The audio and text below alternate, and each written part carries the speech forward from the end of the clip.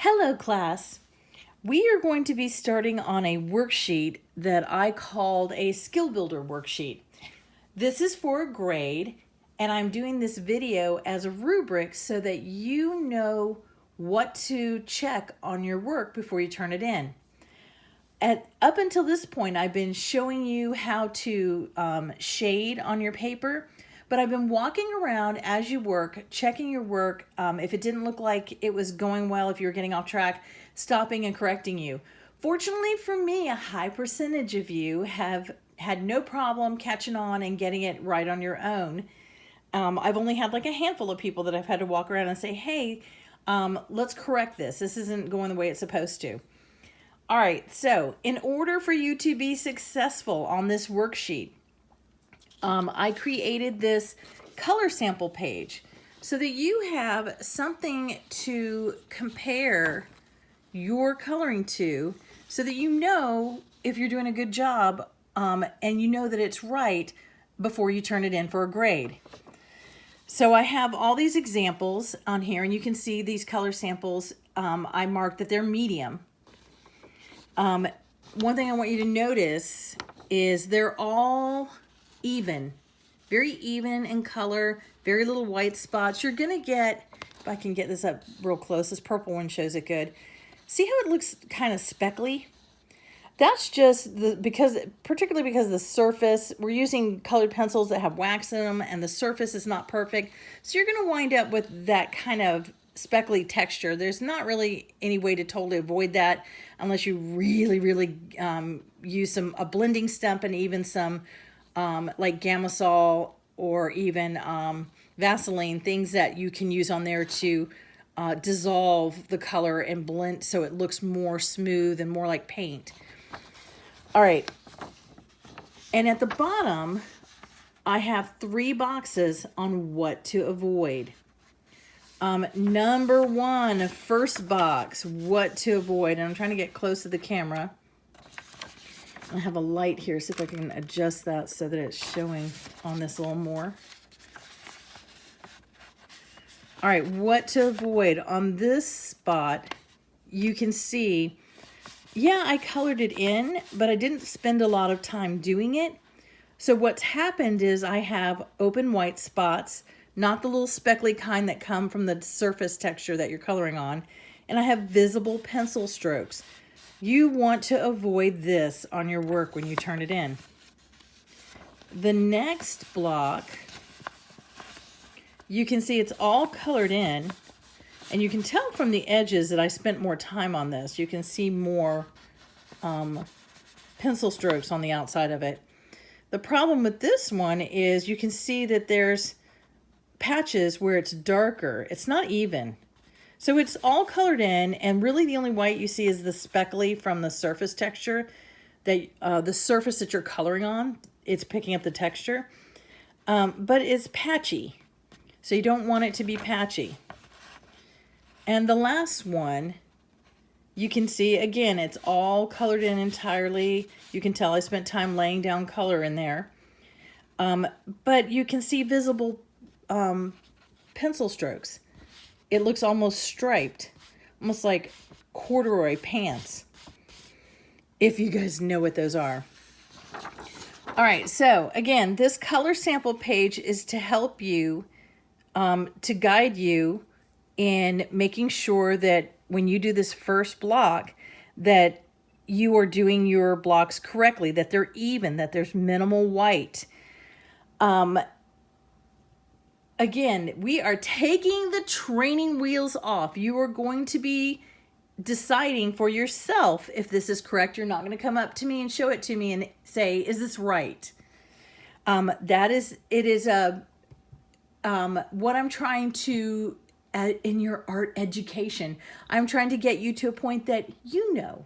I can show you these things and I can be over your shoulder telling you, yeah, that's right. But if you don't learn to think for yourself and look at your own work and be able to judge it and tell if it's right, then I'm not raising you as an artist correctly.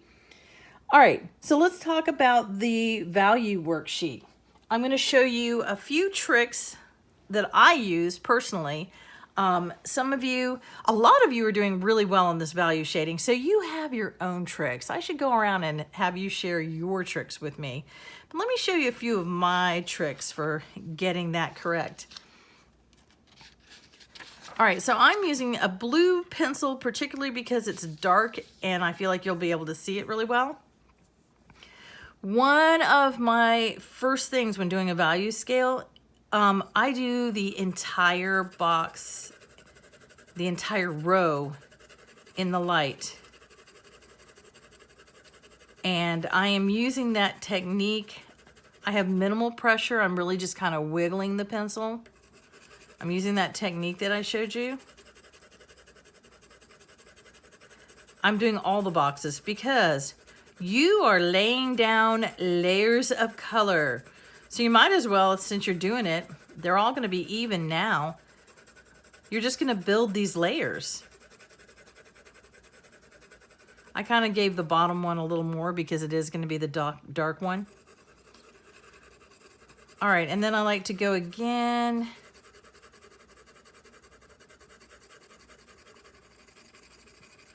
Wiggling my pencil. Now I want to remind you that this is a technique that I use. It's not the only technique for doing this, for low pressure.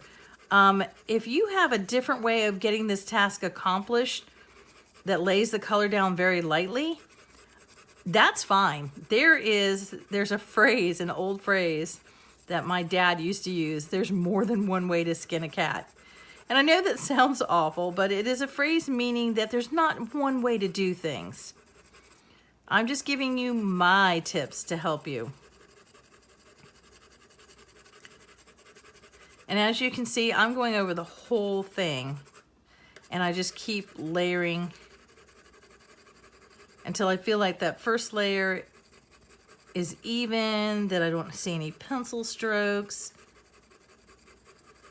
So right now what I'm doing is I'm looking at that top one and I'm concentrating on just going over it, making sure I don't have any visible pencil strokes showing. And when I feel like I've gotten it right, then I'm just going to address the bottom two. So I'm ignoring the first one because I've got the light in. All right, so at this point, I'm not going to show you the whole thing. That would be very boring. I've got it done for light.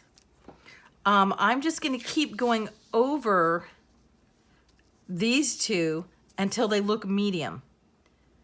And then once I get this to the shade of medium that I feel is definitely distinct from light, then I'm going to work on the dark. All right. And I think that's all. I just wanted you to see a little trick that I use to get my value scales done. You can see a very distinct light, medium, and dark. I just want you to note that all the color is even. If you have that speckliness in your color, that's fine. That's not like an open white spot like you see here in this first what to avoid box. That just comes because of the surface that we're coloring on. You want to make sure it's even. You want to make sure, and I kind of have a little bit of an error there. I have a little dark area where there's a visible pencil stroke. So even the art teacher makes mistakes. Something like that, if you've got like one something, I'm probably not going to take too many points off for that. If they look, I mean, it's going to be obvious to me if you put care into this. Even though this is a skill building worksheet and not the project itself, you still need to demonstrate craftsmanship. I want to see an obvious effort where you really tried to make it even without visible white spots, and no pencil strokes, no visible pencil strokes. All right, ladies and gentlemen, have fun.